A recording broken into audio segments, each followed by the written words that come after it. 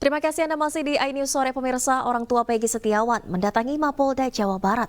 Kedatangan orang tua untuk menjenguk Peggy tetapi gagal karena jam besuk sudah habis.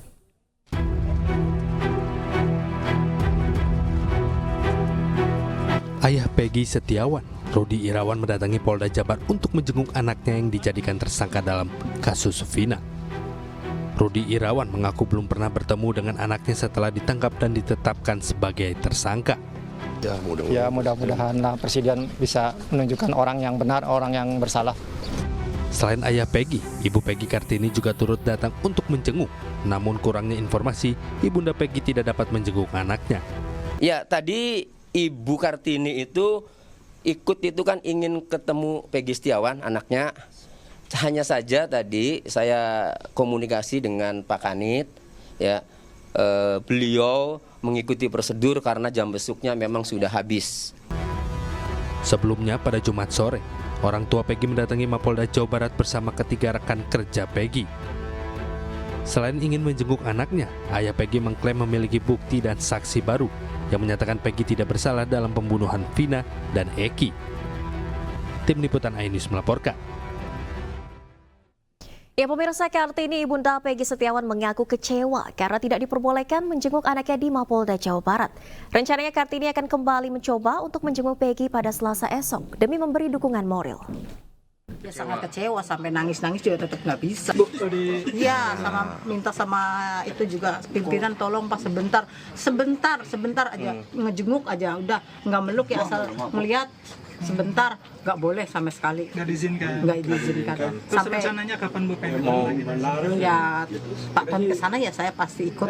Oh berarti hari Selasa ya Bu ya? Apa Bu yang ini? Apa yang mau disampaikan apa Bu? Nanti Bu ke Peggy Bu? Ya hanya kasih kekuatan aja gitu aja. Kasih tahu juga kalau di luar banyak yang dukung. Iya, pasti itu.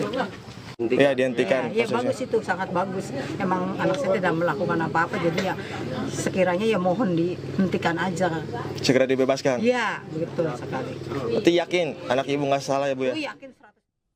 Ya pemirsa, seorang warga yang berada di lokasi kejadian pembunuhan Vina, Ferry, membantah keterangan saksi yang menyebut Peggy dan rekannya melempari motor Vina dari sebuah warung.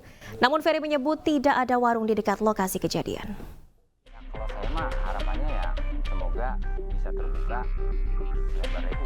Ferry, warga sekitar lokasi pembunuhan Vina dan Eki di Jalan Saladara Karya Mulia, Kecamatan Kesambi, Kota Cirebon, membantah kesaksian Aep, salah satu saksi kunci dalam kasus pembunuhan Vina dan Eki.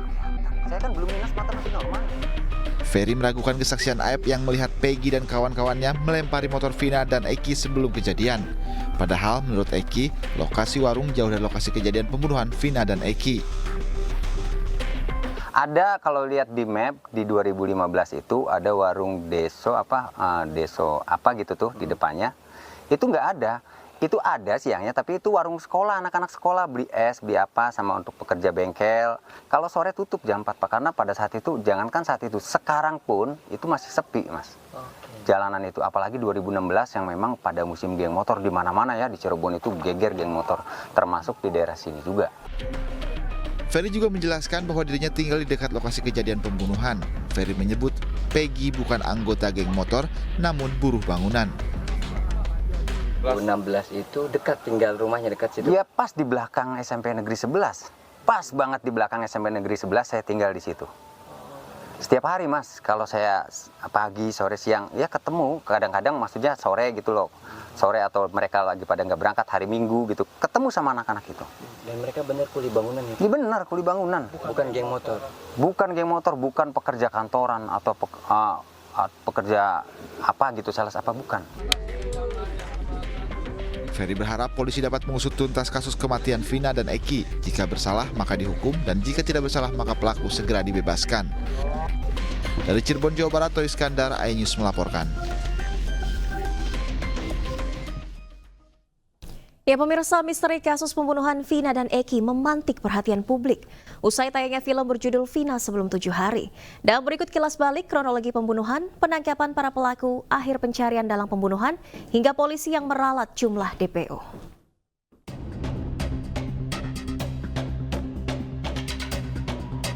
Sabtu malam 27 Agustus 2016. Vina dan kekasihnya Rizky alias Eki, serta beberapa rekannya dihampiri sekelompok geng motor. Naas, Vina dan Eki terjatuh, sementara rekan-rekannya berhasil menyelamatkan diri. Keduanya lalu dianiaya hingga tewas. Bahkan Vina diperkosa secara bergiliran sebelum dibunuh. Jasad kedua korban lalu dibuang ke bawah flyover dan dibuat seolah-olah sebagai korban kecelakaan lalu lintas. Keluarga Vina menemukan kejanggalan pada luka di sekujur tubuh gadis berusia 16 tahun itu. Polisi kemudian melanjutkan penyelidikan hingga diketahui Vina dan Eki meninggal dunia akibat kebrutalan geng motor. Polisi menyebut ada 11 pelaku yang terlibat. 8 pelaku berhasil ditangkap. 7 diantaranya dijatuhi hukuman penjara seumur hidup. Sementara 1 pelaku yang masih di bawah umur divonis 8 tahun penjara. Namun 3 pelaku lainnya masih buron hingga bertahun-tahun kemudian. 3 pelaku yang masuk dalam daftar pencarian orang di kepolisian adalah Andi, Dani, dan Peggy alias Perong, yang disebut-sebut sebagai dalang pembunuhan Vina dan Eki. 8 Mei 2024, film berjudul Vina Sebelum 7 Hari, karya sutradara Anggi Umbara dirilis. Siapa sangka, film horor yang berkisah tentang pembunuhan sadis oleh geng motor terhadap sejoli di Cirebon, Jawa Barat ini menjadi viral. Publik kembali bertanya-tanya atas teka-teki kasus yang dianggap belum selesai ini. Terlebih 3 pelaku disebut masih buron. Polisi didesak untuk segera mengungkap tabir misteri kasus penganiayaan, pemerkosaan, dan pembunuhan Vina dan Eki. 8 tahun berlalu, usai kasus ini kembali viral. Peggy alias Perong yang berprofesi sebagai pekerja bangunan diringkus polisi di Bandung, Jawa Barat. Pasca penangkapan Peggy, polisi meralat jumlah DPO kasus Vina. Yang sebelumnya polisi menyebut ada 3 pelaku yang buron. Kini polisi menegaskan DPO kasus Vina hanya 1 orang, yaitu Peggy. Polisi menekankan tak ada lagi pelaku lain selain Peggy. Sementara itu, Peggy mengaku dirinya difitnah dan berkata dirinya tak pernah terlibat dalam kasus pembunuhan sadis Vina dan Eki. Kita beralih ke informasi lainnya, pemirsa. Pemerintah mewajibkan seluruh pekerja ikut program simpanan tabungan perumahan rakyat atau TAPERA. Hal ini menuai sorotan publik yang keberatan upahnya dipotong sebesar 3% untuk program ini.